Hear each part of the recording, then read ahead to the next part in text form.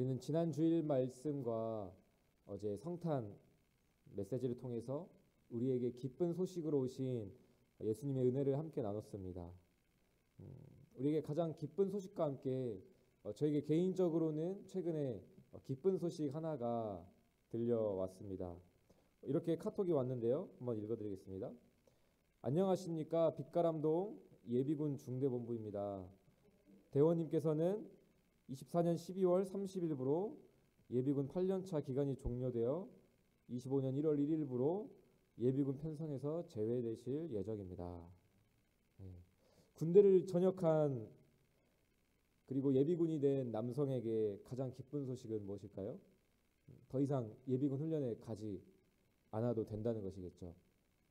가봐야 교통비도 안 나오고 택시비도 안 나오고 늦게까지 붙잡혀 있는 그 훈련으로부터 이제 해방된다는 게 가장 큰 기쁜 소식일 것입니다. 기나긴 업무로 지친 직장인들에게 기쁜 소식은 무엇일까요? 짧게는 퇴근 시간, 아니면 주말, 또 넓게는 휴가가 다가온다는 그 소식이 기쁜 소식일 것입니다. 그렇다면 오늘 우리가 읽은 이 요한복음 9장에서 나오는 날 때부터 맹인된 자에게 기쁜 소식은 무엇일까요? 그것은 바로 너무나도 당연하겠지만 눈을 뜨고 앞을 보는 일일 것입니다. 이 맹인에게 예수님께서 특별히 안식일에 찾아가셔서 그 눈을 뜨게 해주십니다. 6절과 7절의 말씀이 바로 그 내용입니다. 예수님께서는 땅에 침을 이렇게 뱉으시고 그 침을 진흙에 이겨 그의 눈에 바르십니다.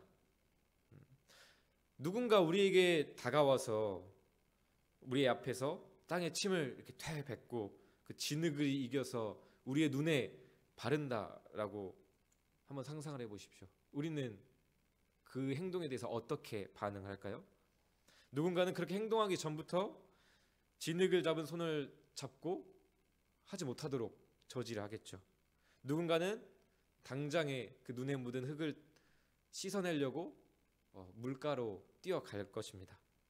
그런데 흥미로운 것은 오늘 우리가 읽은 본문 앞에 요한복음 9장에서 나오는 이 날 때부터 맹인된 자는 예수님의 행동에 대해서 큰 저항을 하지 않습니다. 그리고 순순히 예수님의 행동과 말씀에 따라갑니다. 앞이 보이지 않지만 분명히 자신의 앞에서 땅에 침을 뱉고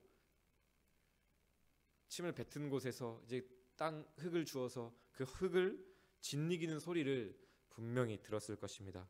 그리고 그 진흙을 자신의 눈에 갖다 대는 것을 분명히 느끼고 감각했지만 지금 뭐 하시는 겁니까? 이렇게 소리치지 않습니다.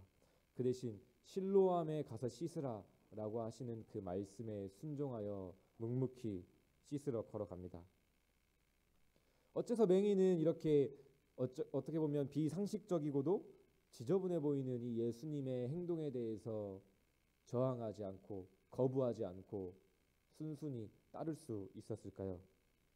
그에게는 분명히 하나님께서 주신 믿음이 있었다라고 우리는 쉽게 이야기할 수도 있겠지만 우리가 다르게 한번 생각해 보아도 좋을 것 같습니다.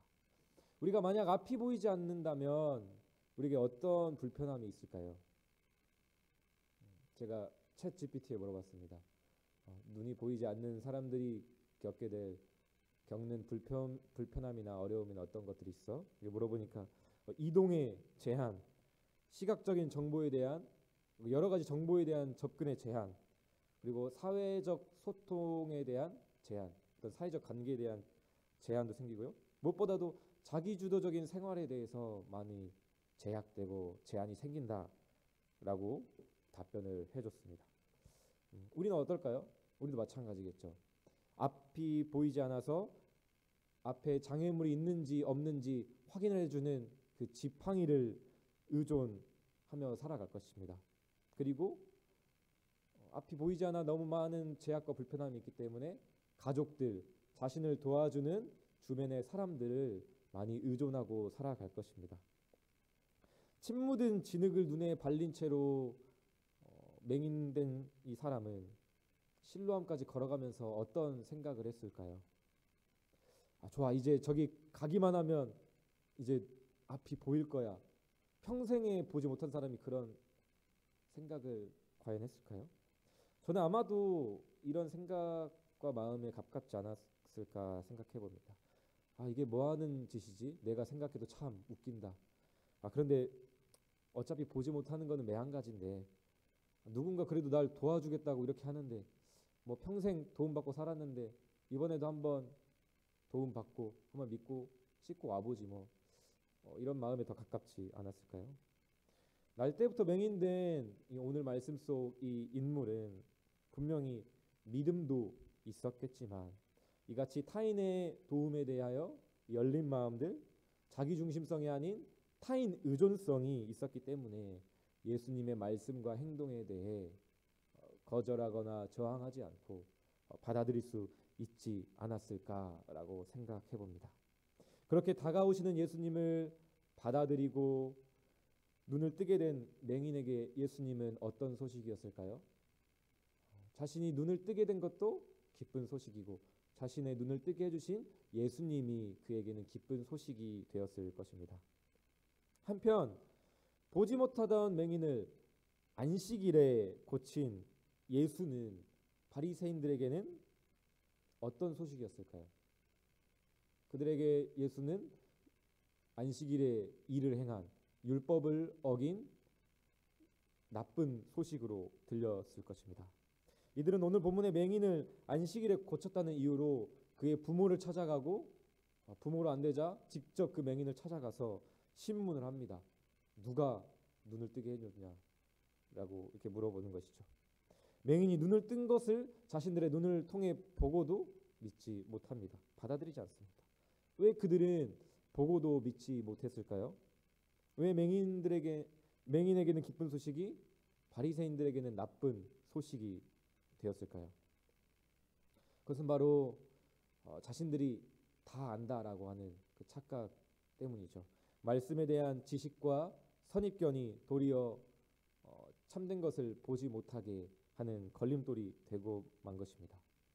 그들은 분명 다른 이들보다 탁월한 말씀의 지식을 가지고 있었고 그래서 다른 사람들이 보지 못하는 것을 우리는 본다라고 하는 우월감과 자신감이 있었을 것입니다.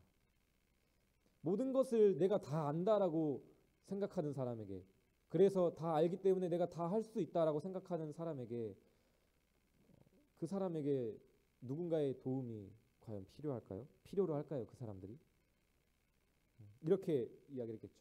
아니 저 사람들 맹인이 눈 떴다고 눈 뜬 거 가지고 눈 고쳐진 것 가지고 좋아하고 있네.